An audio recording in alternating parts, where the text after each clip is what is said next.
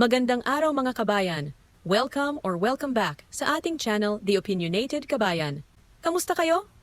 For today's video ay ating pakikinggan at tatalakayin ang isa na namang audio recording ni Kibuloy kung saan tinatakot at pinagbabantaan na naman niya ang kanyang mga pastorals.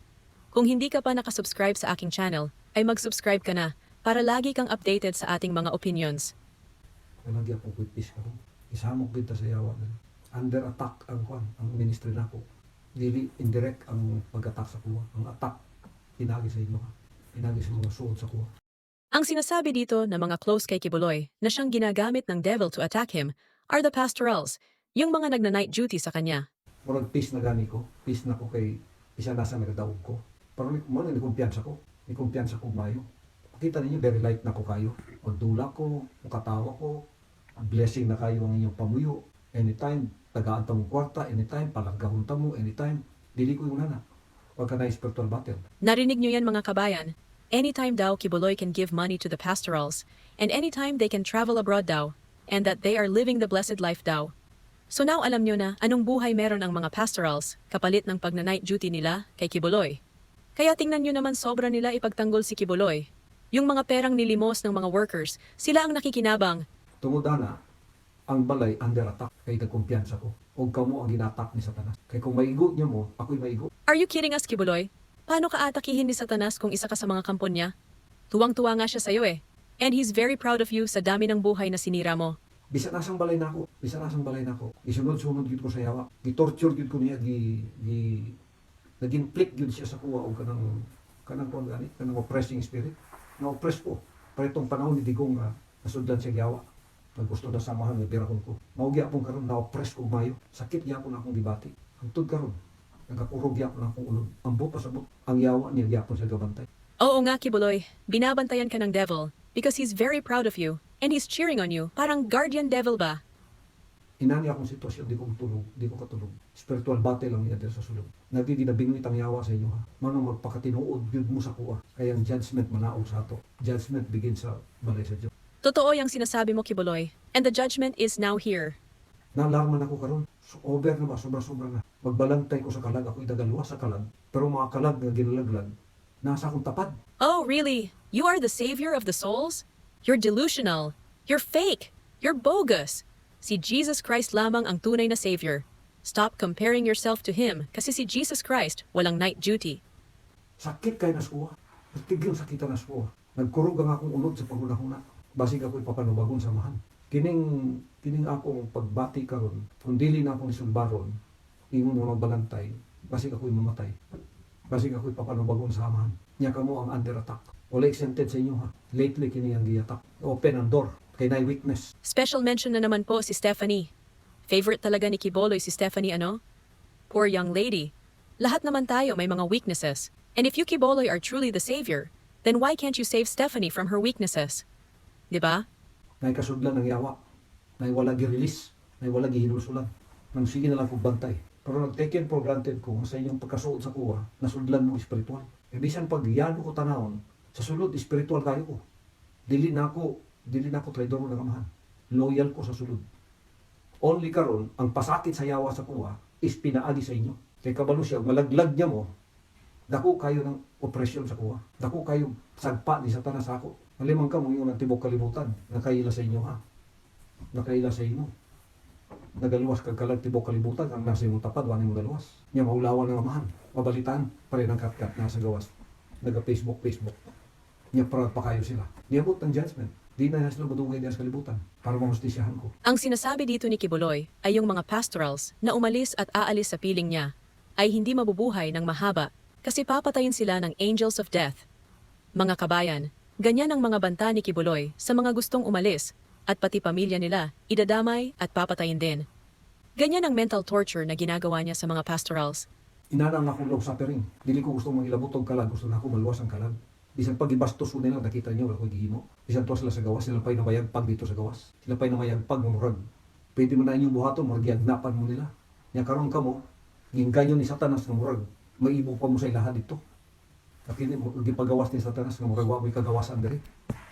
Wala bitaw tay kagawasan sa pagbuhat sa kabubuto ni Satanas. Ang atong kagawasan pagbuhat sa kabubuton samahan. Kita niyo ang freedom na ako, tibok kalibutan nakuha. Sa pagbuhat sa kabubuton samahan. Ang sinasabi niya dito ay freedom ng mga pastorals na makipagtalik kay Kibuloy dahil yun ang Father's will. Sa kanya daw ang buong mundo? Oh really? Oo Kibuloy, pati kulungan sa'yo. Niya ang iyang pultahan cellphone. Internet, wifi, gadget, iPad, cellphone. Dili na kumutugot na ron. Enough is enough. Dili na kumutugot nga lubuton pa ko ni Satanas kausa. Dili na kumutugot. Kadaghan ako niya dilubot diri sa akong balay. O nang ang tanang cellphone, kuha na ko. Istiktohon na ko ang gadget ron. Sa tanang namuyo ko ba na ko istiktohon na ko ang gadgets. Pagka nakakita ko, panalitan, nagpabili ni mong gadget. Nakakita ko, gamay lang. Nakabalita ko, gamay lang istorya. May tungkol sa gadget yung ginagamit. Kawani mo, you did not use it according to the Father's use. Kuhaan ko na, gumuun ko na. Sunugon ko na. Mga kabayan, talagang delusional itong si Kibuloy. Pati cellphone nakikita niya bilang si Satanas. Just imagine, wala nang freedom ang mga pastorals. Cellphone na nga lang ang kanilang libangan ay kukunin pa dahil ginagamit daw ito ni Satanas. Kasi nagsiselos siya na itong mga pastorals niya ay nakikipag-chat sa mga lalaki or sa mga tao sa labas. Natatakot siya na ma-open ang kanilang pag-iisip sa kung ano ang tama at mali. Ayaw niyang ma-fall in love ang kanyang mga pastorals sa mga lalaki sa labas. Yan ang fear ni Kibuloy kasi diba gusto niya sa kanya lang yung mga pastorals. Napaka-selfish, diba? Uy, ako, makakita kong vision. Ang vision, ipakita sa mga sakuan na po. Kanang cellphone, 45 na kaliber. Dili na siya cellphone, pusil na siya. My goodness, Kibuloy. Ang cellphone naging baril daw. Tatawa na ba ako? Alam mo, Kibuloy, kung talagang ang Bible ang tinuturo mo sa mga pastorals mo, at kung tunay na alagad ka ng Diyos, hindi mo sila kailangan bantayan at pagbawalan sa mga gadgets. Hindi mo sila kailangan ikulong. They will be loyal and accountable kahit nasaan sila kasi sabi sa Bible, the eyes of the Lord are in every place beholding the evil and the good. Kaso ikaw mismo, walang accountability and loyalty kasi 'di ba pinapagamit mo din sexually ang mga pastorals mo sa mga kaibigan mong politiko. Gibatayag sa ko karon kay abri naman akong utok, alert naman ko. So na kumpiyansa kay ko. Taken for granted na ako nga kamo loyal sa kuha. Taken for granted na ako hindi ko niyo lubuton. Taken for granted na ako nga akong kayuhan dili ninyo binuangan. Nagdahon ko, taken for granted na ako, kamo pareha mo sa kuha. Kaya ko ang kayuhan samahan, di gyud na ako siya lubuton. Dili gyud na ako siya luiban. Dili gyud ko matalikod niya. Mamatay kung mamatay, loyal ko sa iya, inana akong pagkatao. Taken for granted na ako, kamo inanapon mo sa kuha. Pero nakita na ako, dili mo muna na, masudlan pa mo sa tanas. Ang yung gigamit kanang internet. Diyan nagasulod ang mga ahente niya. Niya last of the flesh. Ang sulti na nako sa inyo, pagkakauban ta mo dire, isurrender lagi ninyo tanan. Kanang gisulti na ako sa inyo, kada mula ka mo pabantayan ta mo, kay malalandi pa mo. May kalandian pa sa inyong pagkatao. Grabe, 'di ba? Grabe talaga magsalita ang bulaang pastor na ito. Kaya just imagine mga kabayan yung mental torture sa mga pastorals. Pinapagamit mo na katawan mo, tapos sasabihan ka pang malandi? 'Di ba nga si Stephanie ilang beses na nagpalaglag? Even her ovaries have been removed already dahil sa kababuyan mo, Kibuloy. Ang daming babae sa mundo na hirap magkaanak, tapos ganyan ang ginagawa mo.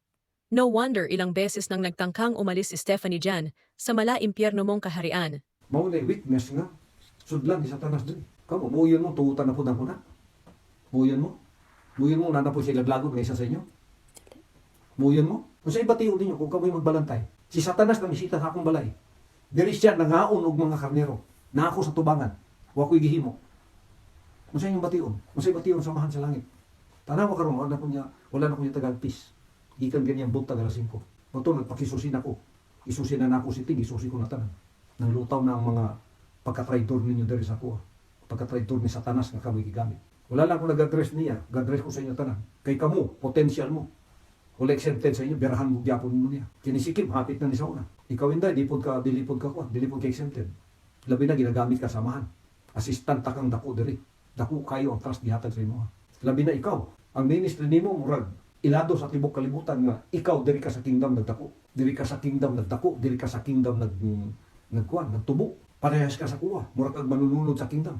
Pag nabirahan ka ni Satanas, nakuha ka niya, tuwa ka sa gawas, kauban na itong mga yawa dito. Dako kang sipa ni Satanas ako nauna. Ay yung pagto, makawali pa ko. Pagkatan kini, nabiktima ni Satanas dito sa gawas. Nakuha ang lalaki, kay lalaki man ang weakness. Nabitik kong lalaki dito sa gawas. Ning layas, kapareho ni Katkat. Napakoy nawang ipakita. It's very clear mga kabayan yung sarili lang ni Kibuloy ang iniisip niya at wala siyang tunay na pakialam sa mga pastorals niya lalo kay Stephanie.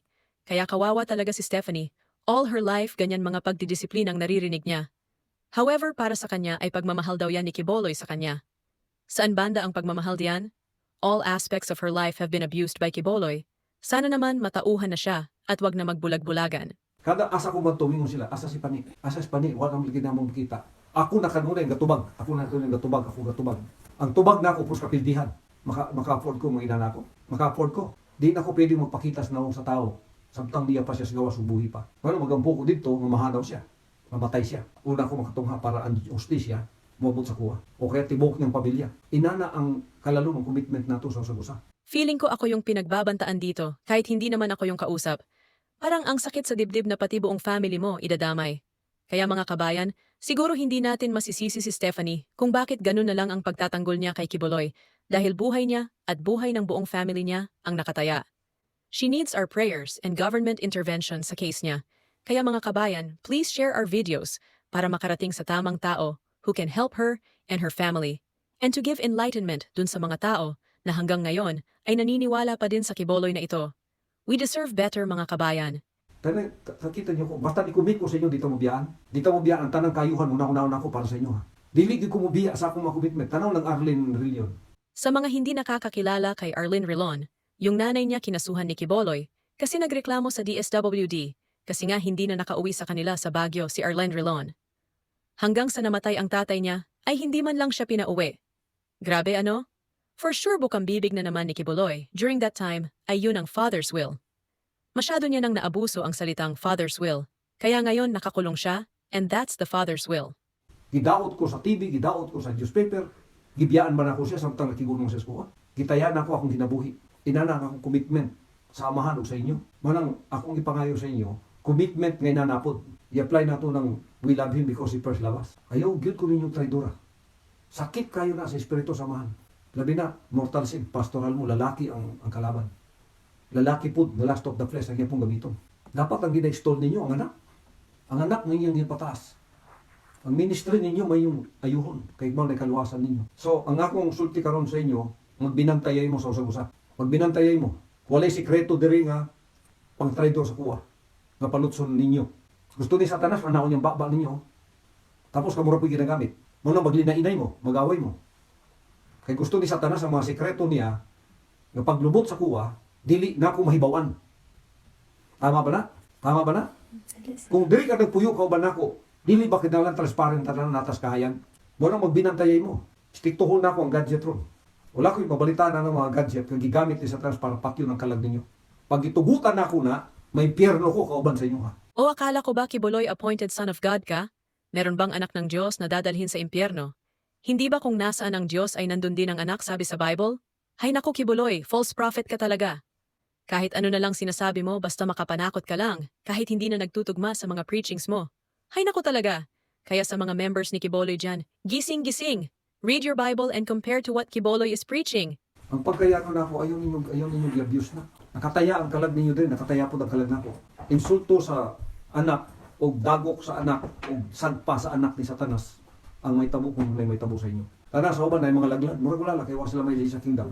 Dili sila maka-epekto sa himaya sa kingdom. Pero isa sa inyo, labi na ikaw pa ni, pag napukan ka diri tungod sa unod, nakikontak ka sa unod sa gawas, tapos napukan ka tungod ana, muriberberit as tibuging harian, masa may buhaton sa uban, nga dili suod sa kuha.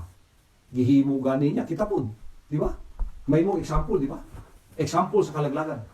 O bitaw na dagan na kayo nanundo, kay wala may nitabo sa ila. Pero ilang pagtuway may tabo sa ila.